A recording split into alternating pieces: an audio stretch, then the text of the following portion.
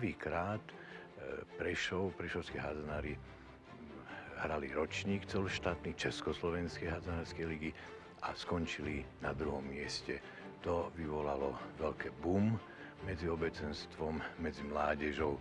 No a takým nejakým spôsobom sme sa chodili dívať na tréningy od rána, respektíve keď sme prišli zo školy od poobedia až do neskorej tmy. My sme napodobňovali tých ligových hráčov a reprezentantov Československa.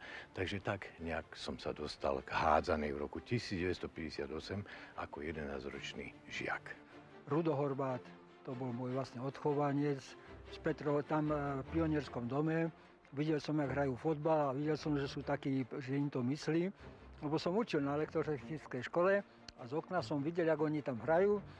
Tak som zbehol dole a hovorím, chlapci, nechceli by ste hrať hádanú? Tak oni nevedeli, čo to je hádana. Tak rekoval, že chceli, že skúsia. No a tak som ich oslovil.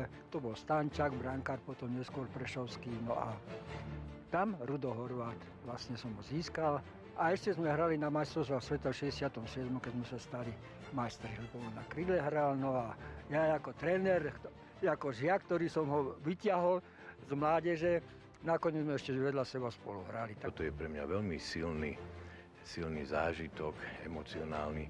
Ja si myslím, že to je aj veľká rarita, že toto snáď, neviem, či ešte niektorému z trénerov sa toto podarilo, aby o 7 rokov neskôr bol v národnom družstve a získal so svojím prvým zverencom aj titul majstra sveta.